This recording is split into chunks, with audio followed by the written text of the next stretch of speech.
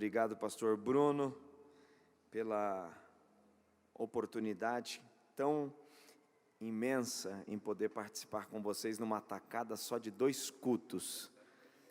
Ele disse que já vai tatuar o meu nome no peito dele, só não pode ser de vidas passadas, né?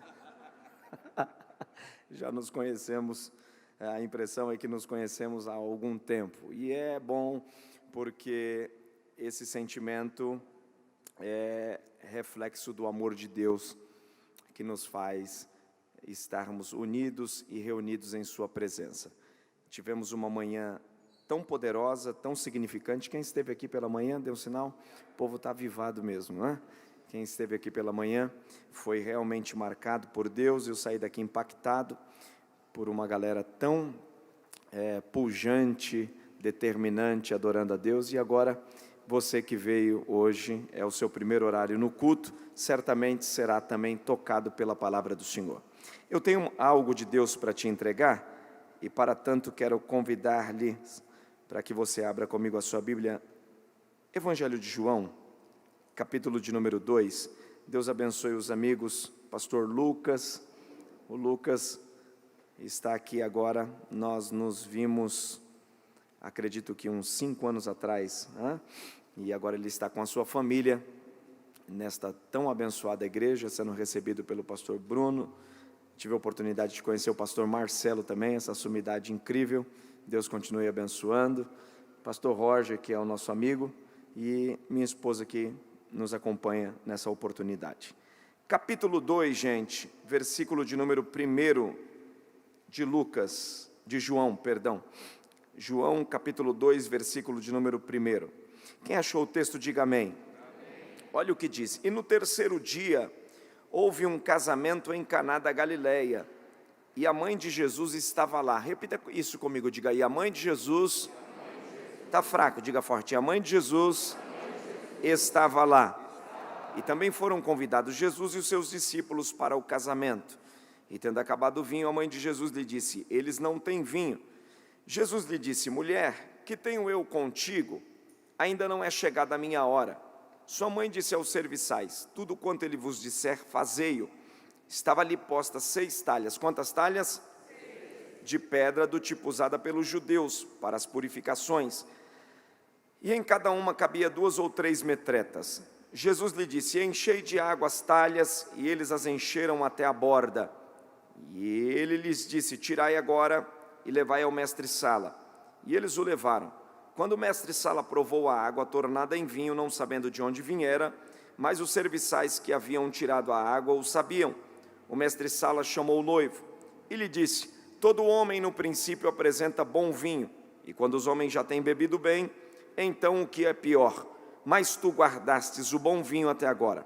Esse começo de milagre fez Jesus em Caná da Galileia, manifestou a sua glória, e os seus discípulos creram nele. Amém.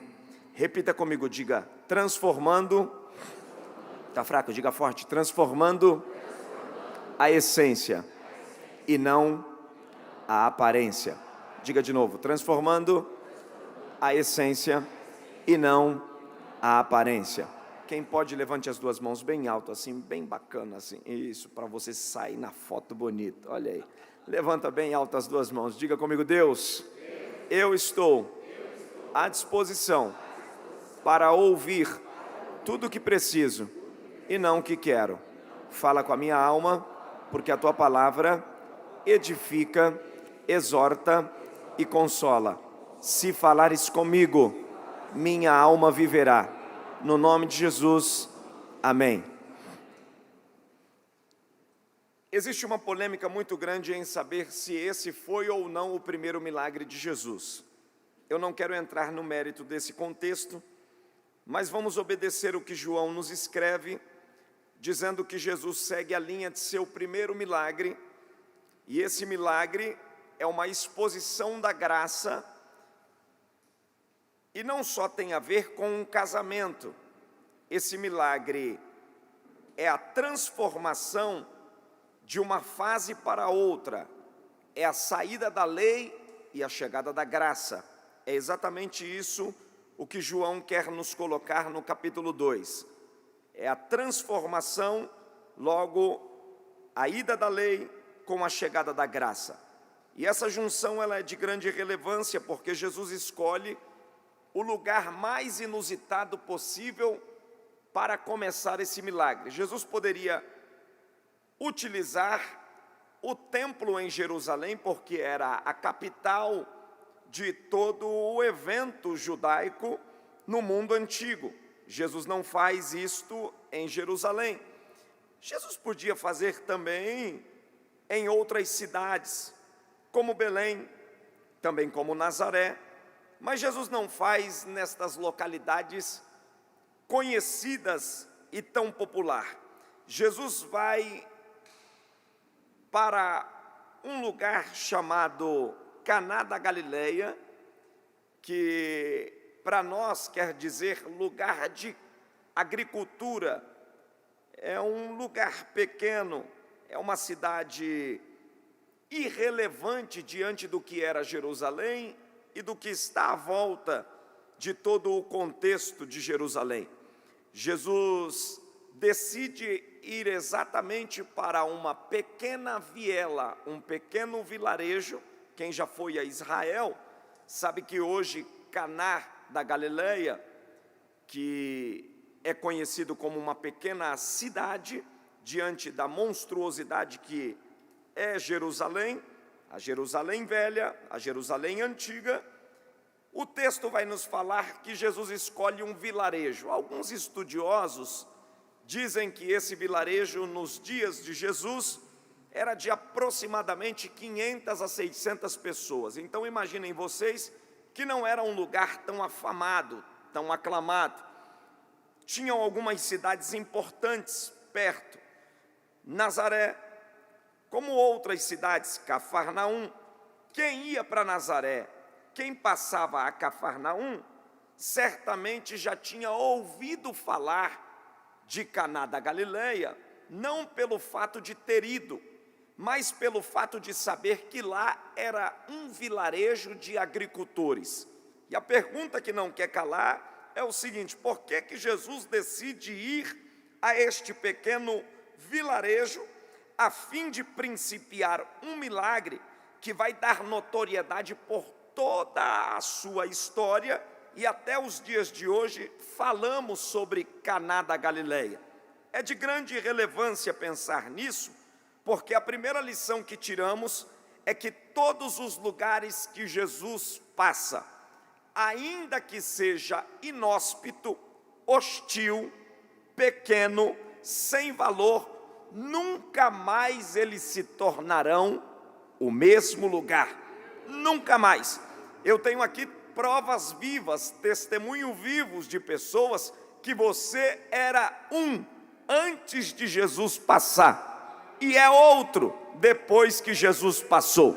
Porque quando Jesus passa, a primeira coisa que acontece é transformação. E transformação nada mais é do que mudança de hábito, estilos novos, mudança de cultura, mudança de pensamento. E é exatamente isso o que Jesus vai fazer em Caná da Galileia.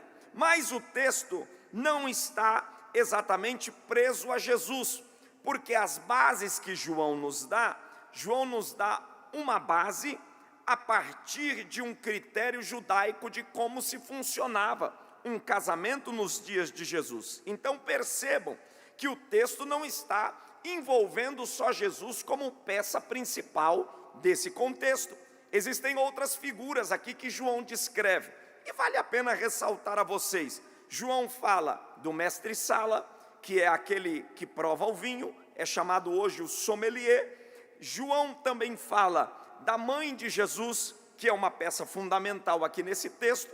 João também fala dos noivos que estão se casando, dos convidados. João também vai falar dos serventes que estão nessa festa.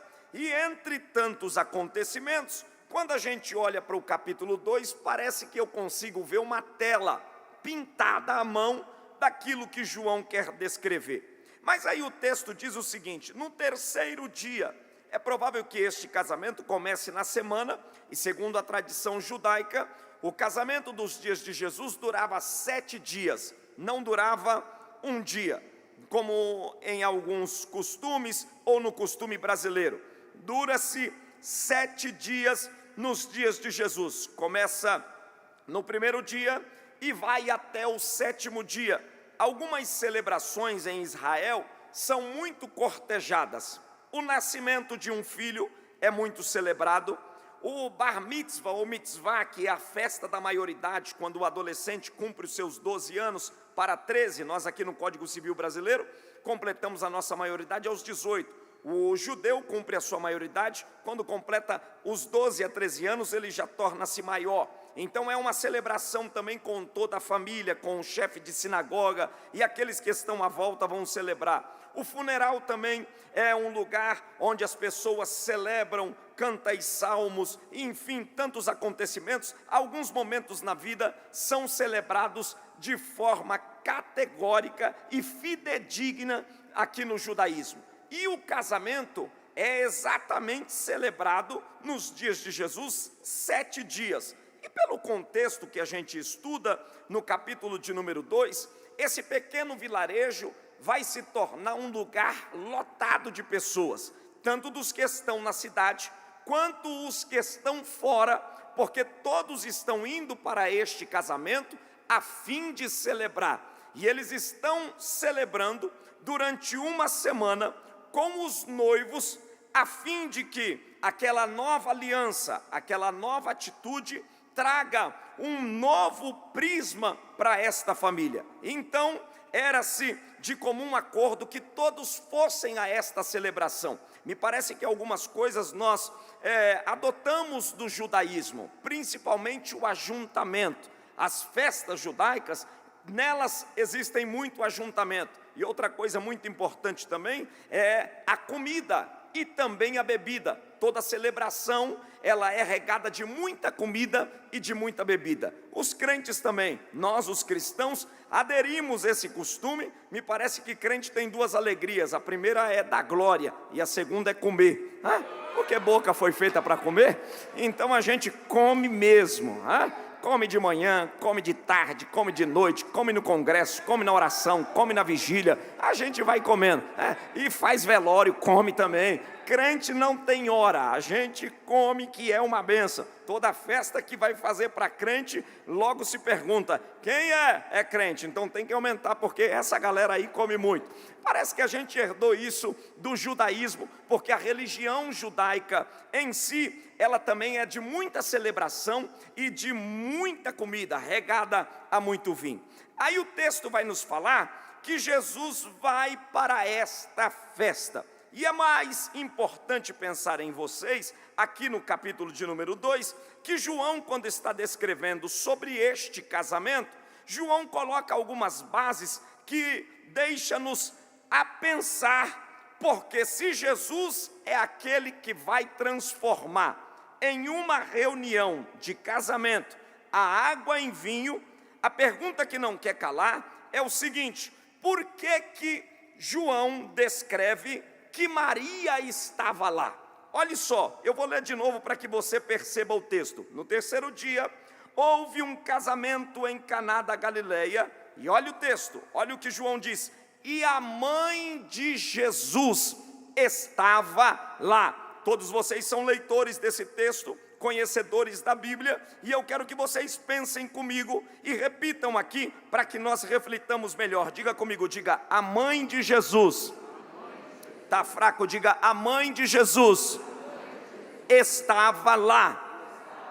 A pergunta que não quer calar é o seguinte: quem é que transforma água em vinho? Jesus.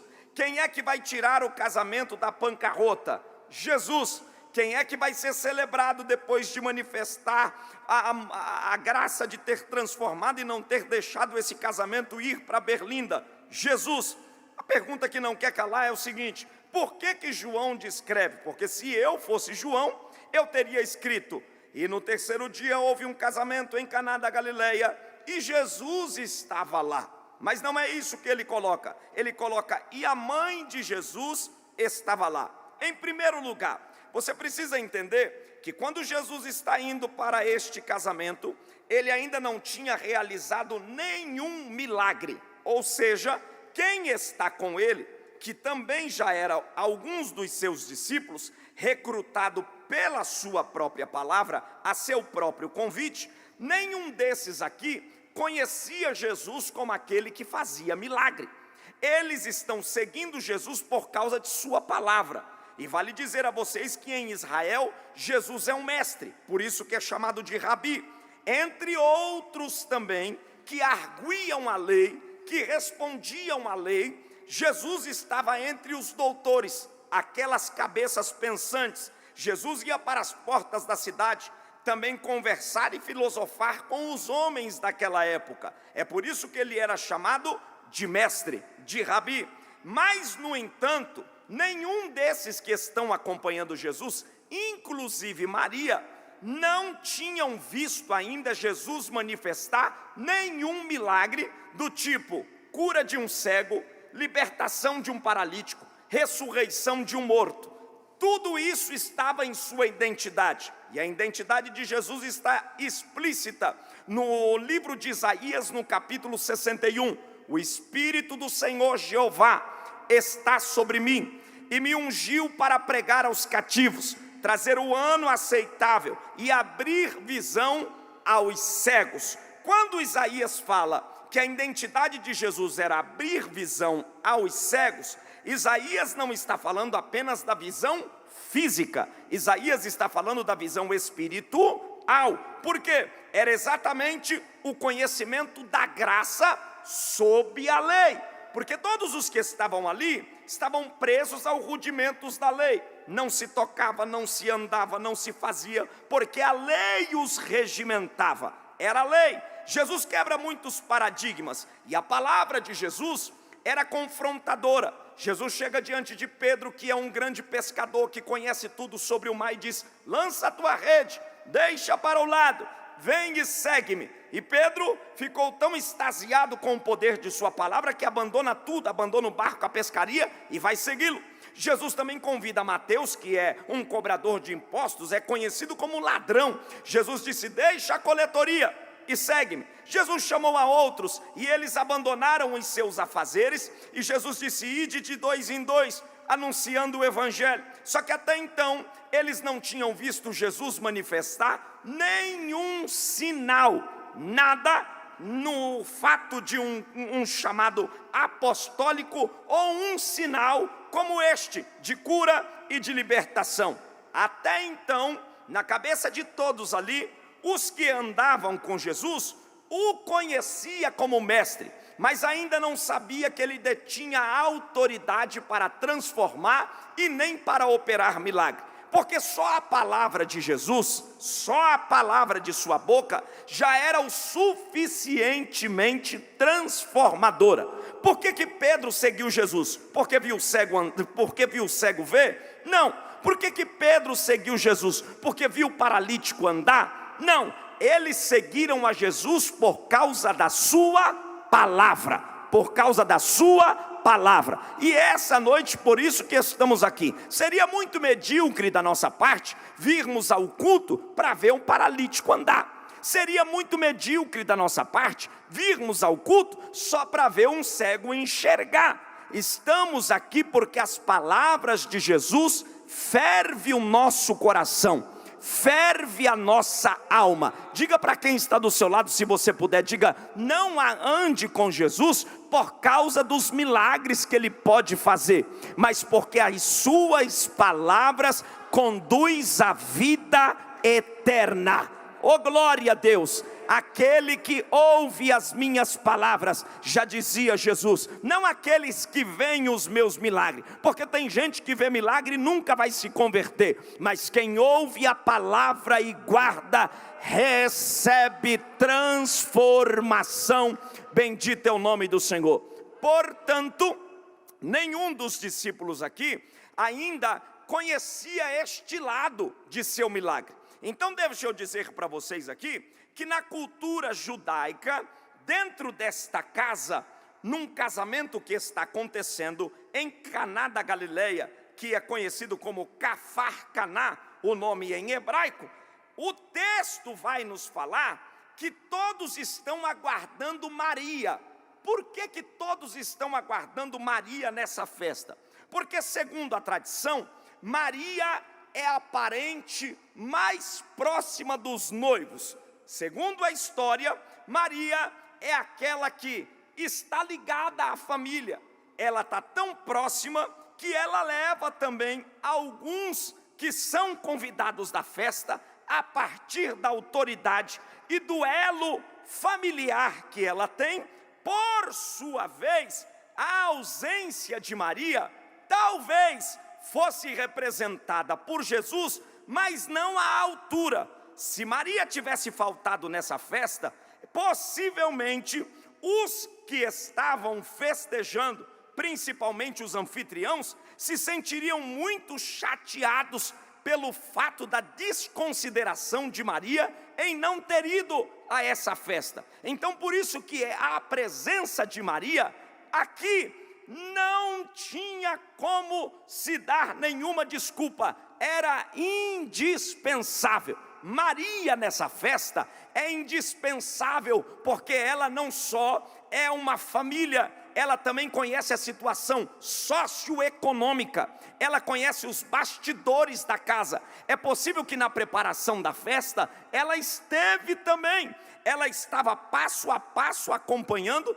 até o dia deste casamento. Então, ela é peça fundamental. Jesus aqui é apenas um acompanhante, filho de Maria. Mas eu quero que vocês pensem mais um pouquinho, porque quando olhamos para esse texto, nós vamos observar que quem está indo para essa festa não é apenas um homem, é o próprio Deus. E que engraçado, uma casa está mais na expectativa de uma mulher chegar, apresentar-se, comemorar junto com os seus, a fim de que ninguém naquela festa conhecia Deus. Eles conheciam o filho de Maria. Provavelmente, eu estou para dizer aqui a vocês, que provavelmente a única que tem certeza de quem ela está levando é somente Maria, porque Maria sabe que ela não tinha gerado qualquer pessoa, a começar da concepção, porque ela não tinha tido relações sexuais com José.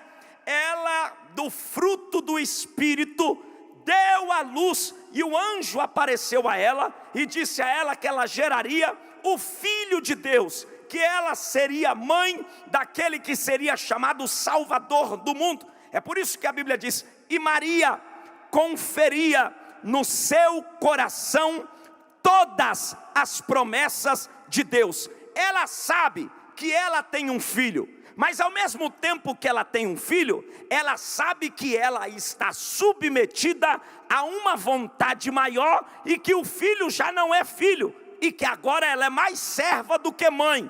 Algo misterioso, que não dá para a gente explicar resumidamente em 40 minutos, porque isso aqui é mistério da fé. Alguém de outra religião diz que nós, os cristãos, não respeitamos a Maria. É natural que respeitamos, nós não fazemos apologia a Maria, nós não cultuamos a Maria, mas respeitamos o lugar de Maria e sua posição, sendo uma escolhida por Deus para gerar o Salvador do mundo. Até então, dá o dado que mostra aqui no texto que a casa esperava Maria, e Jesus está indo lá apenas como filho, sem ser reconhecido como Salvador.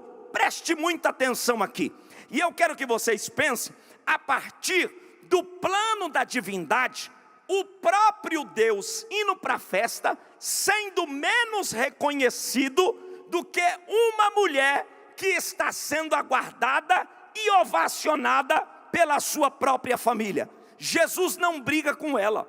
E deixa eu dizer uma coisa para vocês: Jesus, mesmo sendo homem, ele já era Deus, e ele está indo para um ambiente onde ele sabe que a água será transformada em vinho, que pelos poderes que o Pai concede a ele, ele vai ter tranquilidade para manifestar as suas obras, e nem Maria sabe, nem os discípulos sabem, nem os serventes sabem, nem o mestre-sala sabe, só ele sabe.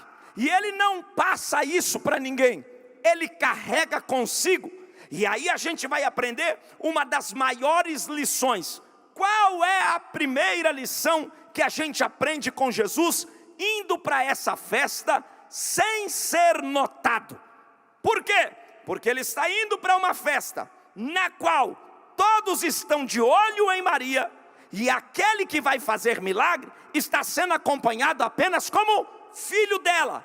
Aonde está o reconhecimento? Em Maria. Ele, se tivesse qualquer tipo de soberba, já chegaria na festa mais ou menos assim: ei, hoje vocês vão ver quem é o filho de Maria.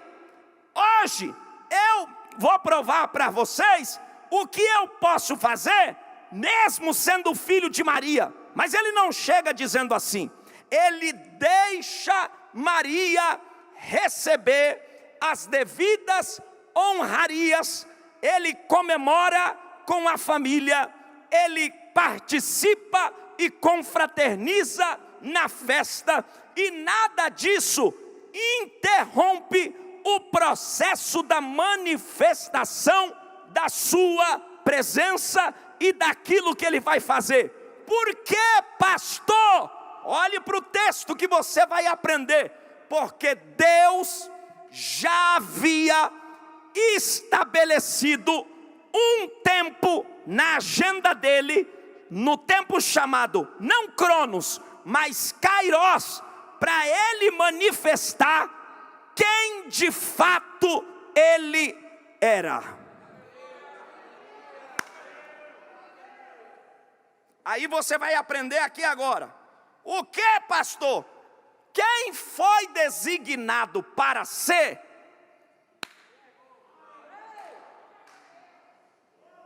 Não se preocupa com a hora do acontecimento.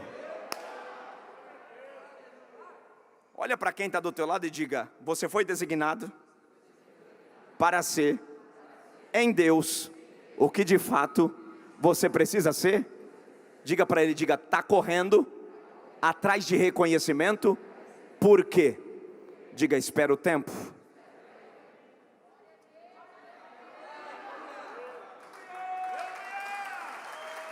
Segura as palmas, segura. Eu quero que você pense comigo. Pense comigo. Jesus não está afoito. Eu estou dizendo para vocês de um homem que está indo para o palco dos milagres que vai mudar o mundo.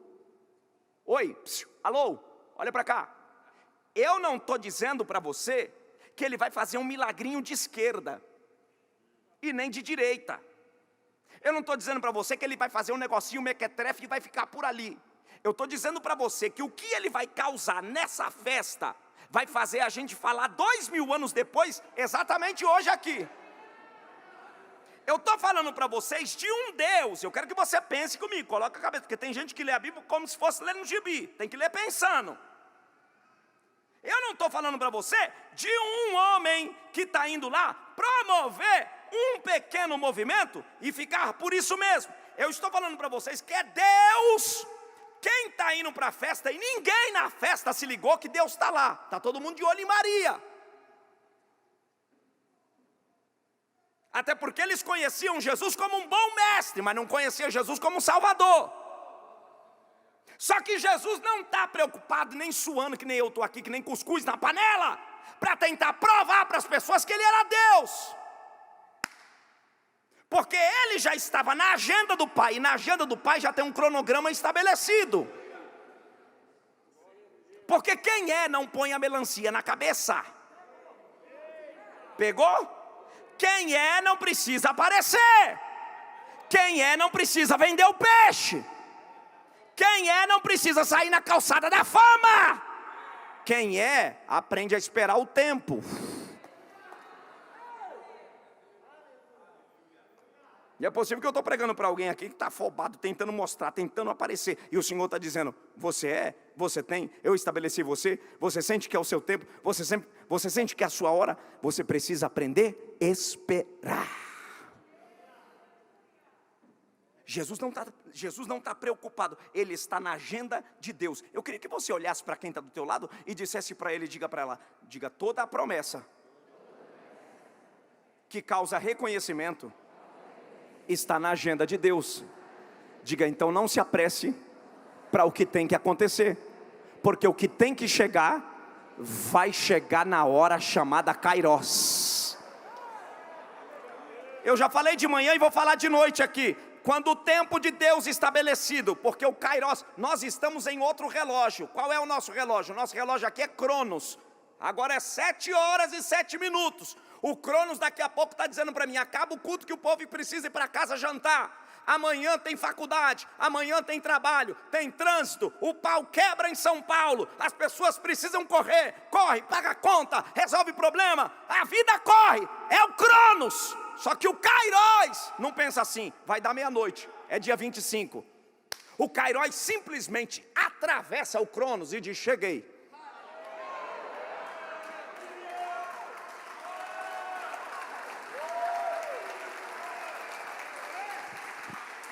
Olha para cá que eu quero profetizar para você.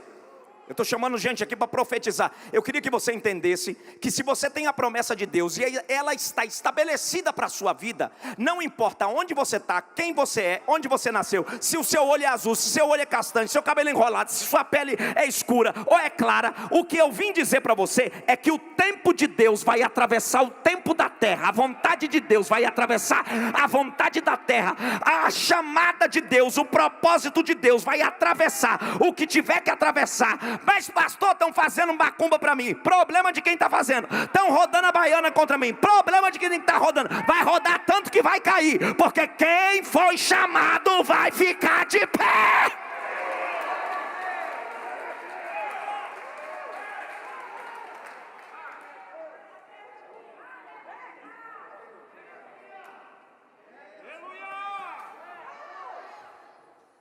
Então eu queria que você aprendesse com Jesus a primeira lição que Jesus está ensinando aqui para nós é o seguinte: não se preocupa com a lei do reconhecimento. Eita, isso é forte. Porque tem gente doida para colocar melancia na cabeça para ser reconhecido. Ele falta vender a mãe, o pai e a avó para ser reconhecido. Imaginem vocês, gente, eu não consigo pensar nisso aqui. Eu não consigo digerir isso aqui. Imagine Deus. Eu não estou falando de Pedro, não é João, é Deus na festa, dançando, comendo, bebendo, num cenário onde ele vai se tornar a peça principal. Irmão, se sou eu estou roendo os dedos no canto da parede. Se você não é assim, problema é seu, eu sou. Quando eu sei que eu tenho um grande evento para pregar, me dá dor de barriga, dá vestígio. Porque eu fico na responsabilidade, porque eu sei que eu vou estar diante de um grande cenário. Quem é que não está assim? Você tem um TCC para apresentar. É a semana toda de calafrio. Jesus está numa festa e ele está lá. E se a gente chegasse lá e perguntasse para ele assim, você veio aqui fazer o quê? Você acha que ele ia responder o quê? Vim transformar água em vinho? Não, ele ia responder, vim comer, vim beber e vim dançar. Diga para ele, diga para ela, diga, por quê? Não, gente, tá fraco, diga, por quê? Enquanto o que não aconteceu, que já está previsto no Kairos para acontecer, diga, sabe o que você tem que fazer? Celebrar. Celebrar. Celebrar. Ei! É exatamente o segredo do texto. Jesus vai ser a peça fundamental.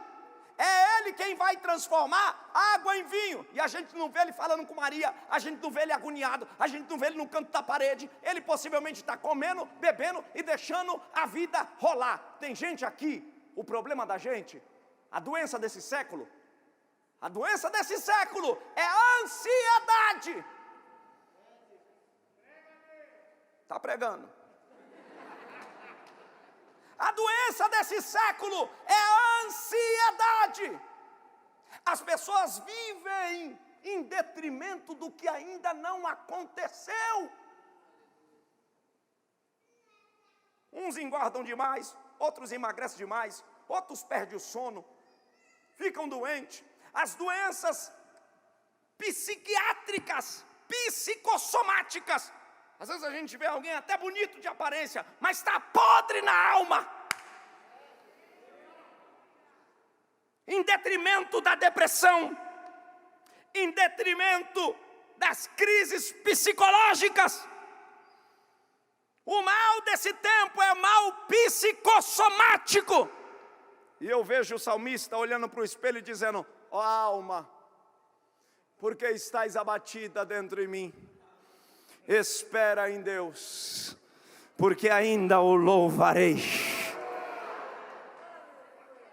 Num cenário onde Jesus vai ser a peça principal. Olhe para cá. Num cenário onde... Vale a pena a gente repetir, diga, num cenário onde Jesus será a peça principal. Ele está comendo, bebendo e festejando. Olhe para quem está do outro lado e diga: você consegue ser assim? Não cumpriu nada, você consegue estar dando glória? Tem gente que é assim, irmão. Ficou desempregado, não congrego mais. Perdeu o namoro, também não vou mais para a igreja. Não pagou a prestação do carro, já quer desviar. Deixa de ser frouxo. Para de moleza. Se nós esperarmos em Deus nessa vida, nós seremos os mais miseráveis de todos os homens.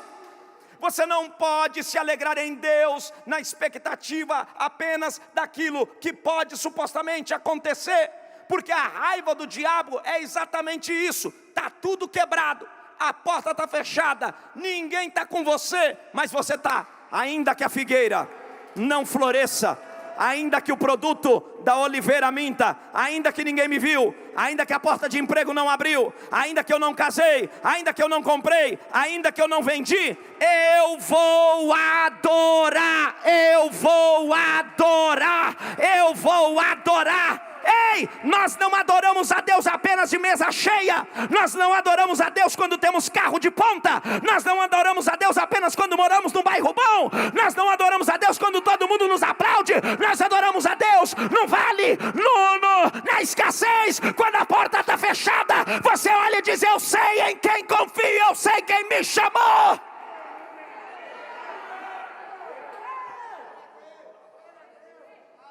Você vai dar glória ou vai ficar me olhando?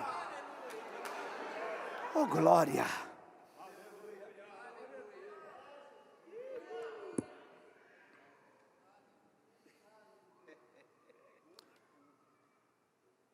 Então a proposta aqui é não esperar o reconhecimento, porque o reconhecimento é consequência da minha tranquilidade.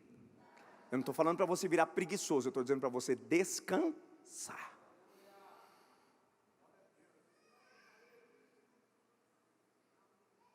Tem gente que é afoita. Diz que tinha um menino na cama, um dia de madrugada, ele queria crescer, tanto que ele gritou para o pai: pai, cresci!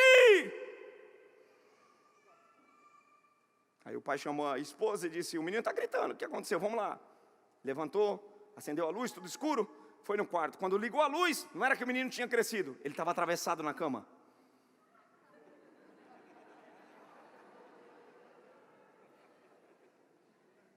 Isso é sério. Quando você espera o reconhecimento e o reconhecimento não vem, você atravessa nas propostas.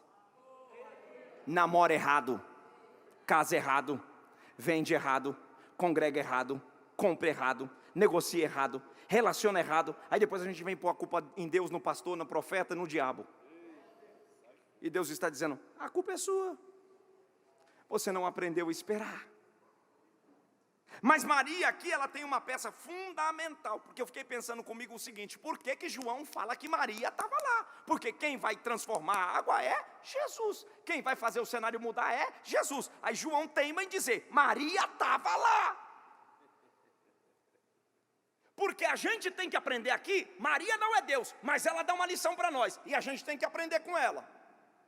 Eu disse para vocês que Maria era uma das peças fundamentais nessa festa. E por ela ser uma das peças fundamentais, ela não é aquele tipo de convidado que vai só para comer, para dar gasto. Ela é daquela que põe a mão na massa. Porque tem aqueles que vai só para dar gasto e ainda sai reclamando: não comi nada, tribuloso. Já viu gente assim? Mas Maria não é aquela que vai só para comer. Por Maria ser uma peça fundamental na festa, ela tem acesso à sala do banquete e ela tem acesso à cozinha. Se eu chegar na sua casa, nunca fui lá, espero que seja convidado um dia, senão a casa vai cair.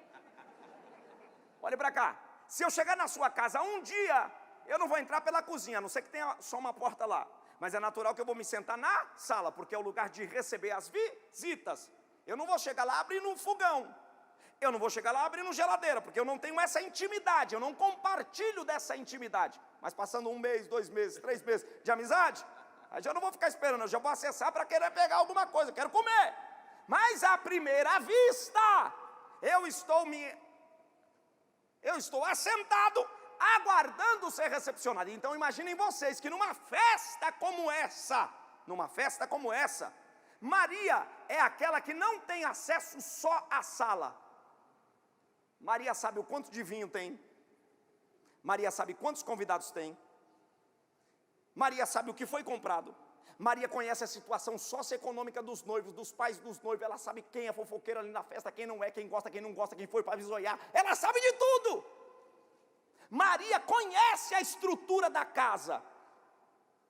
E ela é de extrema confiança, ao ponto de não levar para quem não pode ouvir que o vinho acá.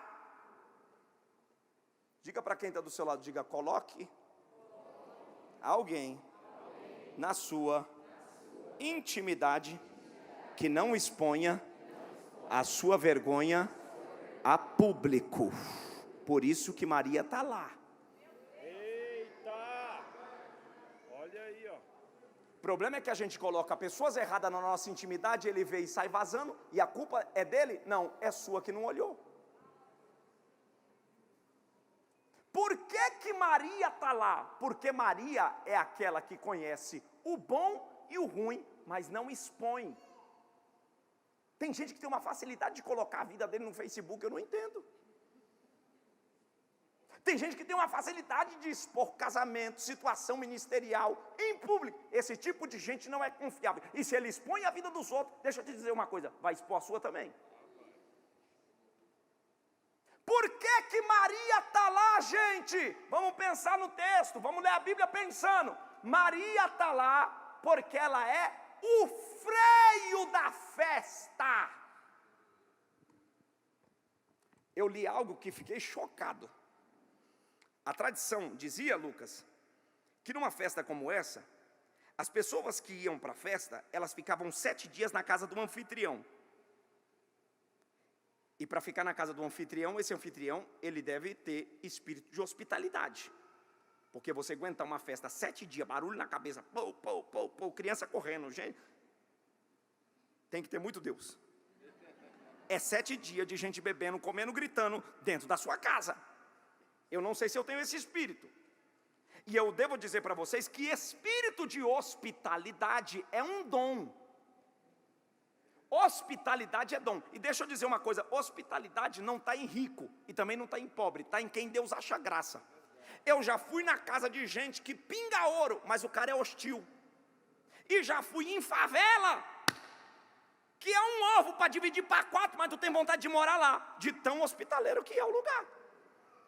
Às vezes você come caviar na casa de alguém e você quer correr. E às vezes você come linguiça na casa de alguém e tu quer morar, porque é hospitalidade. O texto aqui vai nos mostrar exatamente isso. A hospitalidade gerada durante 7 dias, porque todos os que estavam na festa ficavam lá, então eles abdicavam das suas vidas, eles deixavam os seus afazeres em detrimento da celebração. Aí a lei dos dias de Jesus dizia o seguinte: se algum convidado fosse constrangido em alguma coisa na festa, esse convidado tinha direito de bater no tribunal, reivindicando seus direitos, e o anfitrião da festa tinha que pagar multa pelo descaso do convidado. E eu fiquei pensando comigo, se eu fosse processar a festa que eu já fui e não comi. Alguém já foi em festa que não comeu? Não levanta a mão não.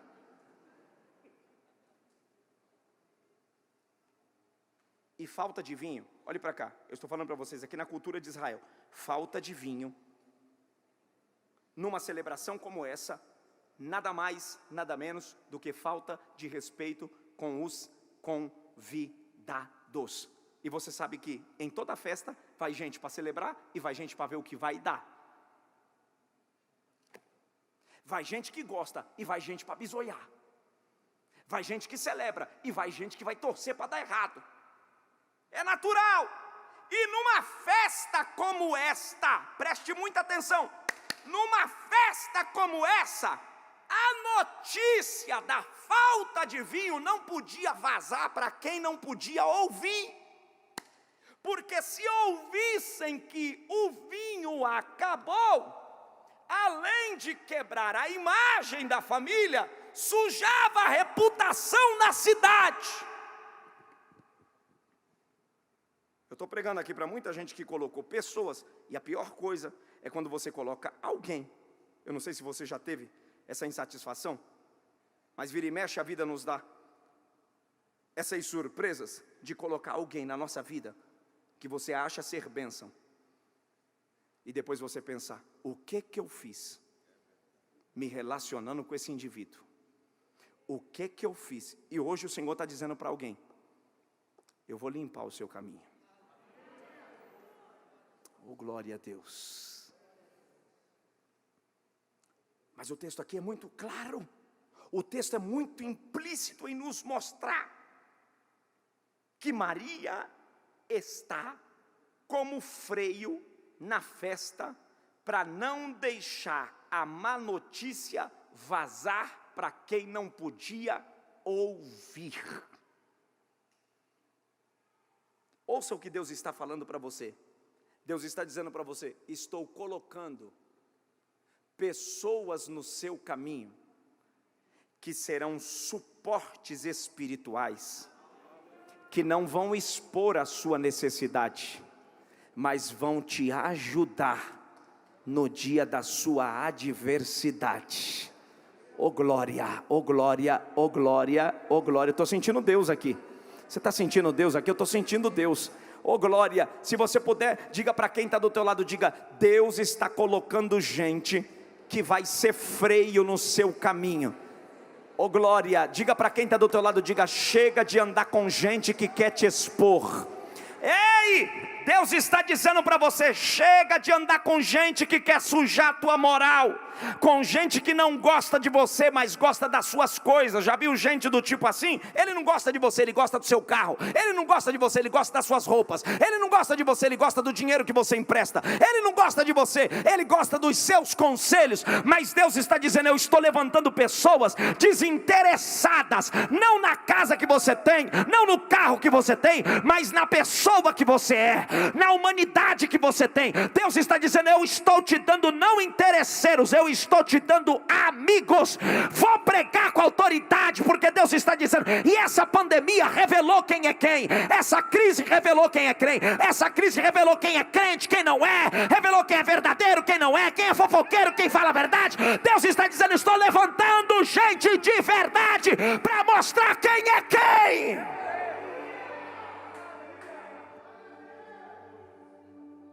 Aleluia. Estou sentindo muito Deus aqui.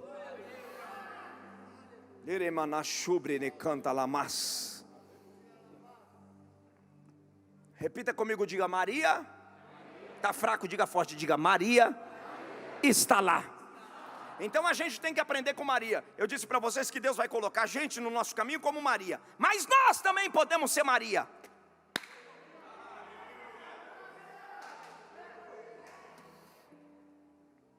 Olha para cá. Já vou terminar, mas olha para cá. Eu não sei vocês, mas de vez em quando dá algum chabugo no meio da casa, no meio da família, no meio da empresa, e tem coisa que não tem nada a ver, vai parar no seu colo. Já aconteceu isso com você?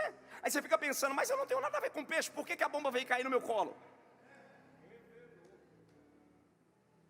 Já percebeu? Existem alguns momentos na vida que o problema enrola, enrola, enrola, enrola. Aí alguém liga para você e fala, só você desenrola esse negócio. Por que, pastor? Olha para quem está do teu lado e fala: por quê? Você tem que estar lá. Pegou? Eu quero que você entenda de uma vez por toda que Deus colocou você exatamente como o freio da situação. Que não adianta pular, não adianta ser do reteté, não adianta falar em línguas, não adianta dar cambalhota, não adianta ter viajado. Não. O negócio é domínio próprio. Porque tem gente que pula, fala a língua, chora, dá cambalhota, mas na hora do vamos ver, ele entrega os pontos. Se te mostrares frouxo no dia da angústia, tua força será pequena. E a propósito, Deus nos trouxe aqui exatamente para isso. Eu não vim pregar para vocês dizendo que todas as portas vão se abrir. É mentira, porque tem hora que a porta não vai abrir. Tem hora que não vai abrir. Tem hora que o anjo não vai chegar. Tem hora que o emprego não vai melhorar. Tem hora que a condição não. Tem hora que a doença não vai sarar. E qual é a minha posição? Ser freio. Para não deixar os mais fracos caírem. Eu estou pregando para alguém aqui que Deus... Sabe por que o diabo quer matar você? Olha para cá, olha bem aqui, ó. Sabe por que o diabo quer matar você, quer acabar com você? Porque o diabo sabe que se ele matar você, sua casa toda cai. Sabe por que a demanda do inferno é altíssima contra você? Sabe por que o diabo luta de todas as formas e estratégias para acabar com você? Porque ele sabe que mesmo você abalada, você é freio.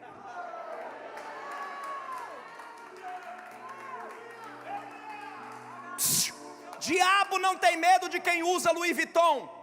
Diabo não tem medo de quem usa marcas famosas. Diabo não tem medo de quem usa Prada. Diabo não tem medo de quem dirige Porsche. Diabo respeita quem tem domínio próprio.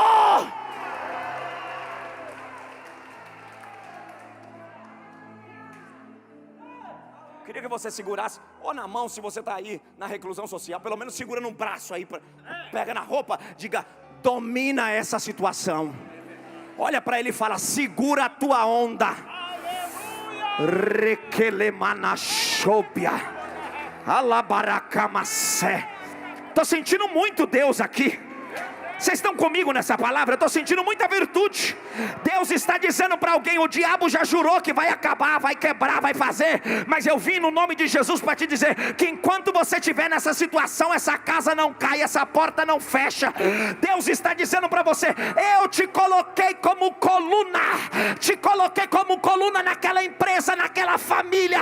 Pode bater tambor, pode falar mal, pode fazer fofoca, pode pôr no Facebook: cai o cavalo e o cavaleiro, mas você fica de pé. Eu te chamei.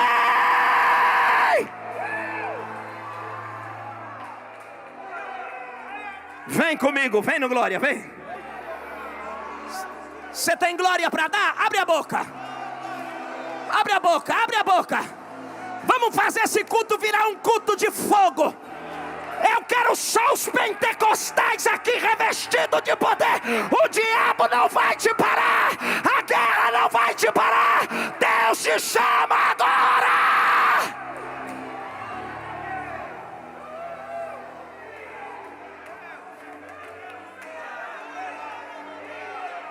Abre a boca, fala em línguas estranhas. Confunda o inferno agora.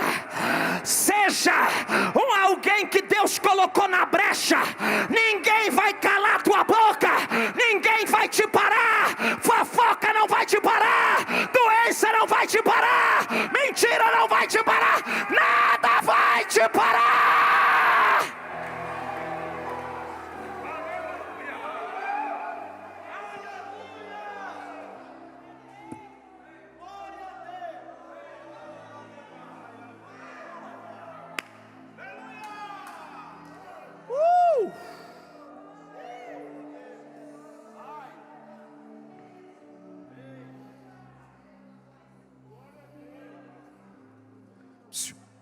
Deus se... Olhe para cá, já vou terminar, aguenta aí. E se cismar muito, nós faz vigília aqui. Gostei desse povo, tá? Olha para quem está do seu lado, olha para ele, olha para ela e fala: eu não estou na brecha por um acaso. Diga: eu sou freio. Olha para ele e fala, diga para ele, diga: você não está entendendo. Fala: eu sou freio.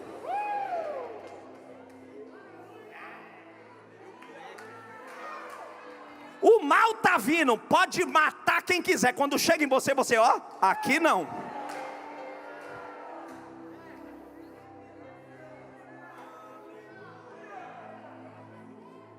Por isso que Maria estava lá. A gente faz culto a Maria? Não, mas ela é a mulher. Quando chegar no céu, eu quero pegar na mão dela e dizer: valeu. Que mulher! Ela não é fofoqueira. Ela não cogita a possibilidade, porque se fosse uma desestruturada, já chegava na amiga e dizia: vou te contar um bafo, não tem vinho.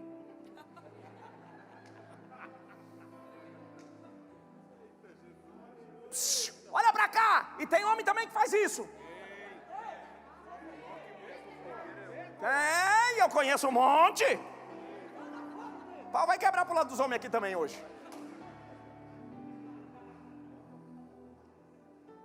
Mas ela é de uma fineza. Repita comigo, diga: porque Maria. Não, gente, está fraco, diga forte: porque Maria é a única que sabe quem está levando.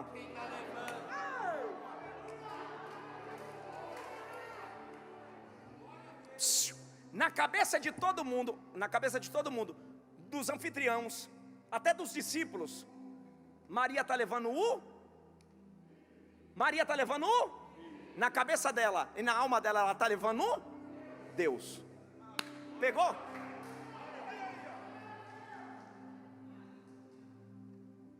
Na cabeça de todo mundo, chegou Maria e quem? O filho e os amigos, o filho e os discípulos. Mas na cabeça dela,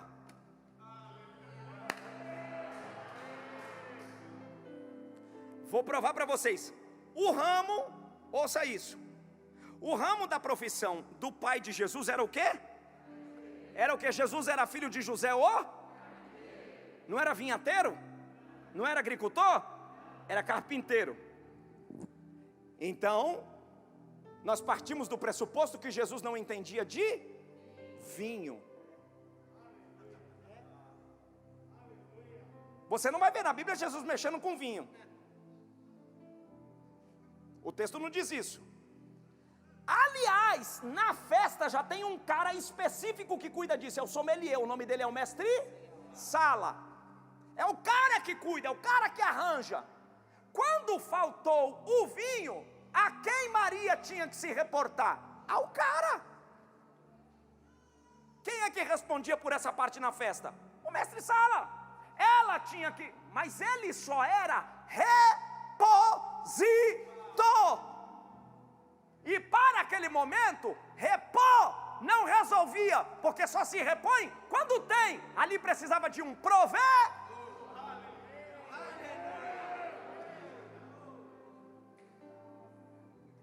Tem caso que o diploma resolve, mas tem caso.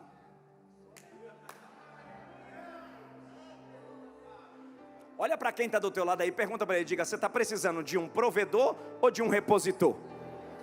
Pergunta para ele aí. Pergunta para ela, diga: e aí, para essa sua guerra, repositor ou provedor? Repositor ou provedor? Se você quiser ficar com o repositor, fica. Eu vou te apresentar o provedor aqui essa noite. Quem quer receber do provedor, joga a mão no terceiro andar e dá um glória mais alto que você puder.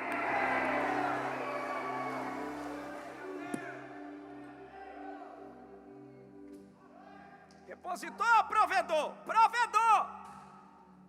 Para fechar, aí a Bíblia diz o seguinte: que olhando ela para Jesus, Jesus não entende de nada. Como homem, ele não entende de nada de vinho. Ela diz para ele assim: o vinho acabou. Mas ela vai a ele não mais como mãe, ela vai como serva.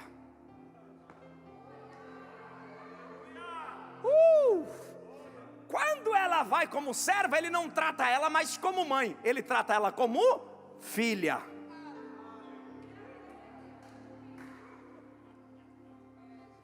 Tá muito bom aqui. Aí ela disse para ele assim: o vinho acabou. Aí ele, como Deus, porque ela está no Cronos. Repita comigo, diga, ela está no? Ele está no K? Fechou. Tem duas estações ali, diferentes. Está ali a serva e Deus, o pai e a filha. Para todo mundo tá a mãe e o filho. Mas ali ele sabe o que está acontecendo. Ele sabe, só ela. Porque gente, quem é desligado não está vendo nada. Tem gente na igreja que vai passar anos, você pergunta para ele: você viu? Ele fala: o quê?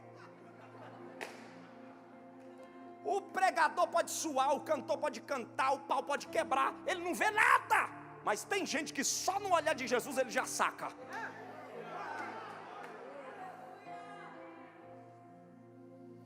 Aí ela vai até Jesus e diz para ele assim: o vinho acabou. Aí Jesus olha para ela, porque ele não está no Cronos, ele diz assim: que tenho eu contigo? Não chegada a minha hora. Quando ele diz para ela que não é chegada a minha hora, ele não está falando que não vai trabalhar. Também não usa com falta de educação com ela.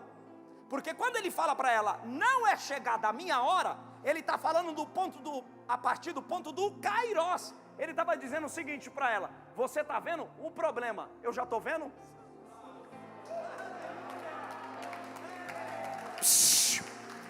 Quando ele está falando para ela assim, não é chegada a minha hora, ele está dizendo para ela exatamente o seguinte: você está vendo a crise? Para mim já está tudo sob controle. Pergunta para quem está do seu lado, diga: por quê? Não diga forte aqui, diga: por quê que Deus não se abala quando eu conto um problema para Ele? Diga: porque para mim a casa já caiu, mas para Ele está sob controle.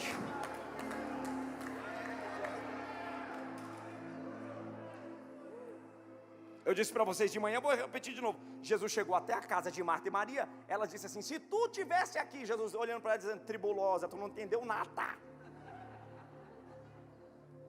Porque ela já tinha enterrado.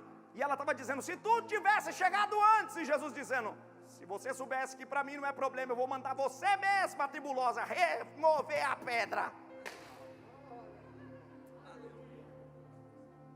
Diga para quem está do seu lado, diga: não dê por perdido o que Deus tem sob controle. Não vou repetir para você não perder essa frase. Diga: não dê por perdido o que Deus tem sob controle. Pastor, meu marido está me dando problema, eu acho que eu vou. O Senhor está dizendo: não dê por perdido o que eu já tenho sob controle. A minha dívida é altíssima, eu não tenho como pagar. Deus está dizendo: não tenha por perdido o que eu já tenho sob controle. Tudo parece que caiu por terra, eu não tenho perspectiva. Deus está dizendo: não tenha por perdido o que eu já tenho por sob controle.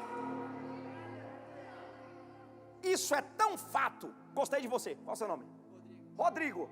Isso é tão fato, Rodrigo, que ela entendeu. Porque tem gente que não entende nada, mas ela entendeu. Se eu for interrogado por você e você disser para mim: pastor Gilmar, me ajuda em tal coisa, e eu disser para você: não é chegada a minha hora, você vai contar mais comigo? Não. Quando eu disser: não é chegada mais a minha hora, eu estou dizendo para você: descarte a possibilidade da minha ajuda nesse momento. A pergunta que não quer calar é o seguinte: por que Jesus responde para ela: não é chegada a minha hora? E a Bíblia diz: e virando-se para o servente, disse a ele: faça tudo. Faça o quê?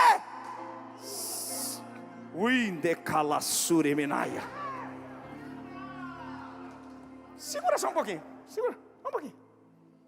Isso. Gente, que loucura. Você é louco. Pastora, como é que eu digo para a senhora que eu não vou te ajudar? Porque é exatamente isso. mas ela entende o projeto do plano, porque ele está no Kairos, ela está no Cronos. Quando ele diz assim, não é chegada a minha hora, se fosse qualquer pessoa natural, ela desistiria da sua ajuda. Mas como ela entendeu que estava tudo sob controle, ela já disse para o servente o seguinte, ele vai agir, hein? Então você já fica pronto, porque a resposta foi boa. Eu não estou no mesmo plano que ele, eu não estou no mesmo tempo que ele, mas a resposta que ele me deu é o seguinte, o pau vai quebrar aqui hoje. Que louco. É terrível. Jesus olhou para ela e disse assim, a minha hora ainda não é chegada. Aí ela vira para o servente e diz assim, faça tudo. Diga, faça tudo. Está fraco? Diga forte, diga, faça tudo. O que ele vos manda.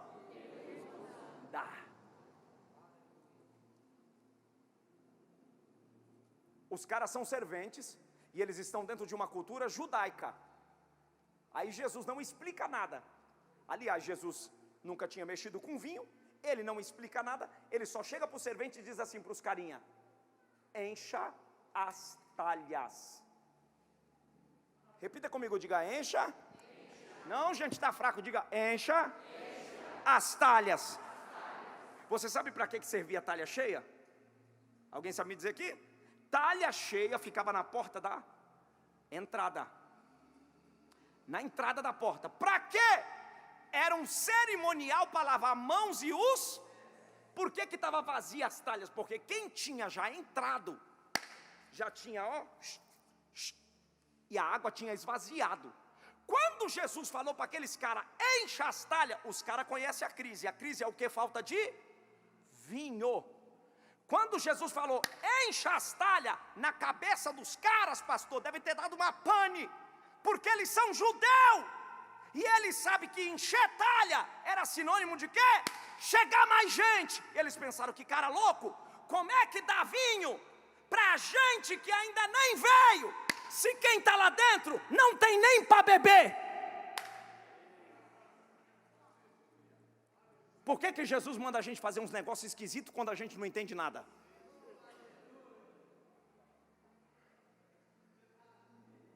Mas a ordem é essa, enche as talhas.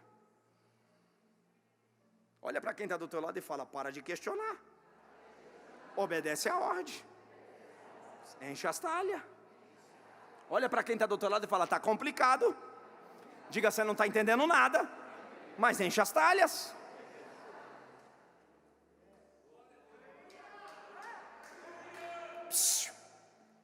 A Bíblia é cheia desses negócios. Eu nunca vou entender Deus, eu prefiro aceitá-lo.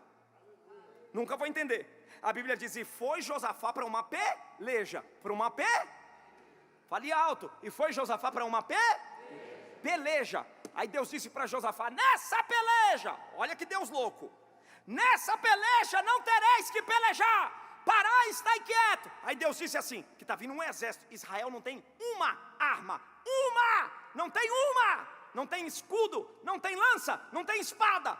Aí Deus disse para Josafá, Josafá, pega os cantores. Pega quem? Os caras estão vindo com bala, com revólver, com faca, com metralhadora, com espada. E o Senhor está mandando o quê? Cantando. Que louco. Diga para quem está do teu lado, diga, eu não quero entender nada, eu só quero obedecer. Diga para quem está do teu lado, diga, para de tentar entender. Diga, só obedece. Diga para quem está do teu lado, sabe por que você fica boiando nessa prova? Porque a gente quer entender Deus. Irmão, Deus não é estudado por Harvard, Deus não é estudado por ciência humana. Ele disse, ainda antes que houvesse dia, eu sou, e ninguém há que possa escapar da minha mão. Operando eu, quem impedirá?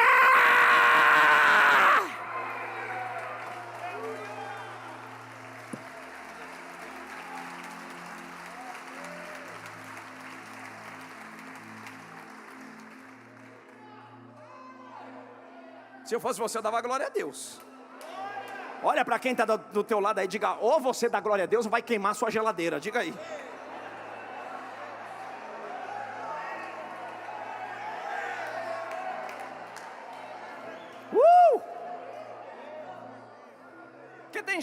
assim com cara de ué. Dá glória a Deus. Pastor, não estou entendendo nada, mas quem disse para você que é para tu entender? O problema é que a gente quer que Deus nos explique. Não vai explicar. É só você aceitar, porque a fé é o firme fundamento das coisas que o quê? Não se vê. Para a gente fechar, tem que fechar, né? Vocês querem que eu feche? Bora continuar? Quem quer fazer uma vigília comigo aqui? Vocês ficam aí que eu vou dormir. Está repreendido. Olha para cá, já vamos terminar. A Bíblia diz que os serventes encheram as talhas. Encheram as? São 6. Quantas talhas são, gente? 6 talhas. Cana da Galileia era uma aldeia pequena, como eu disse a vocês, pouquíssimos moradores. Provavelmente ela não tem rio, provavelmente ela tem poço. Então, para encher um recipiente de água, que são 6 talhas que a Bíblia diz que são de 2 a 3 metretas, aproximadamente 6 litros de água. 6.000 litros de água. Vocês imaginem vocês comigo. Vai 600. Quer pregar comigo? Imaginem vocês que você vai até o recipiente, enche e volta para o local. Eu não sei o que eles tinham na mão, mas algumas voltas tem que dar. Vai e volta. Encheu. Enche no rio ou enche no poço. Vai e volta. Eu não sei o tamanho da cumbuca que eles estão levando, mas precisa ir e voltar. Diga comigo, diga ir e voltar. Quantas vezes? Não sei. Mas precisa, a proposta é encher até a tampa.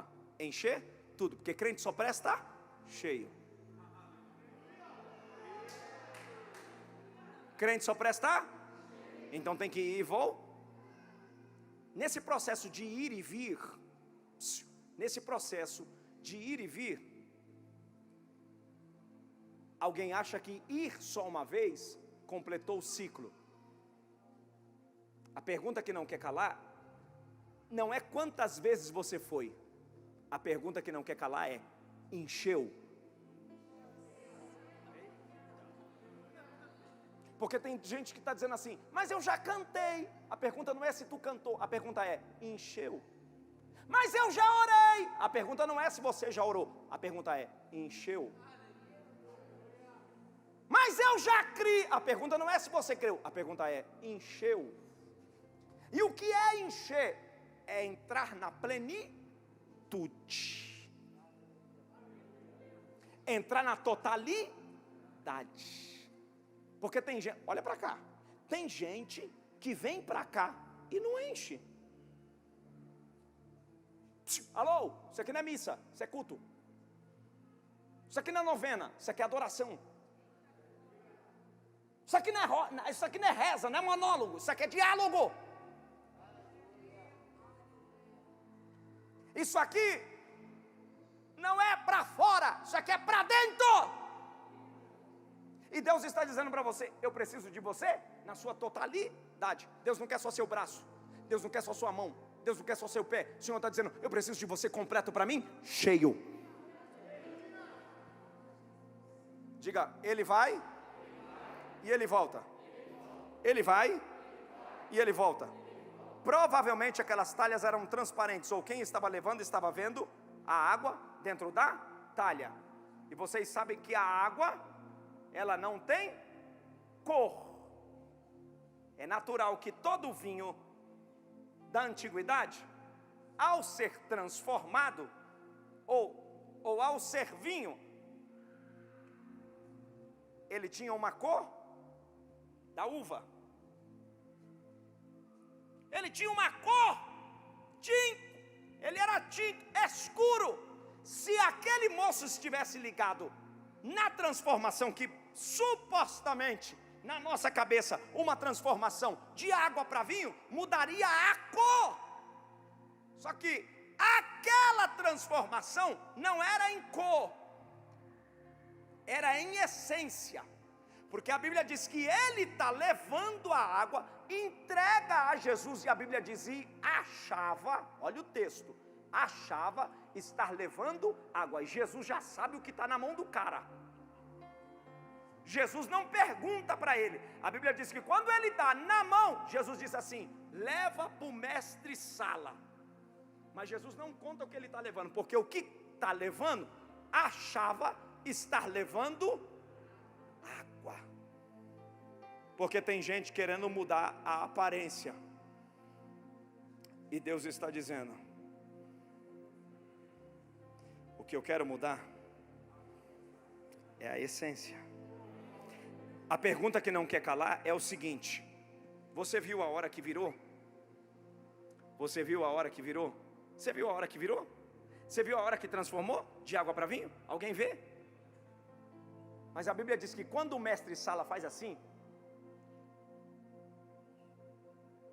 ele sente que o que ele está bebendo é de maior qualidade do que foi servido à primeira hora. Aleluia. Ele sente que o que ele bebe é de melhor qualidade do que foi servido à primeira hora. Qual é a lição que eu aprendo com isso, pastor? A lição que eu aprendo com isto é exatamente que Jesus estava promovendo uma mudança na essência, fazendo com que o mestre Sala soubesse a qualidade, e é por isso que ele não diz para os noivos provar, porque os noivos não conheciam de qualidade. Quando Deus me muda, eu não percebo, mas quem está à minha volta, vê primeiro.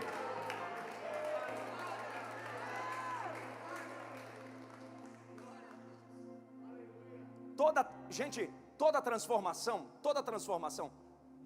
eu entrei num regime. Nessa pandemia eu consegui tirar 13 para 14 quilos. Eu olho para o espelho, eu me sinto normal. Esses dias fui almoçar com um amigo, ele falou, cara, eu estou olhando para você, e eu tenho a impressão que você não é você, porque eu estou notando em você a diferença. Aí eu falei para ele, mas eu não sinto tanta diferença assim. Ele diz, é porque você está se vendo todo dia, mas eu que estou te olhando de fora, estou vendo a mudança que foi causada em você. Quando Deus cria em você uma mudança, você não percebe, mas quem está à sua volta diz, como ele mudou, como ela mudou.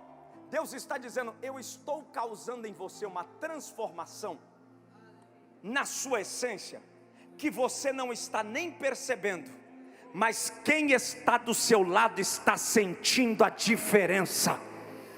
E eu termino agora, eu queria que você dissesse para quem está do seu lado, diga, a sua essência será notada pelos que estão à sua volta, e você será abençoador. Diga, o que seria para a sua destruição, será para a sua renovação. Diga, se o diabo não te parou, se a crise não te parou, se a enfermidade não te parou, é porque a sua essência é transformadora. E eu quero que você abra a boca para dar o maior glória a Deus agora com o que eu vou falar. O Senhor está dizendo, faltam 2 meses e meio para o ano acabar, e Deus me manda profetizar para você, se prepara, porque esse vai ser o tempo de maior transformação de essência em toda a tua história. E quem acredita, abre a boca e dá o maior glória que você puder.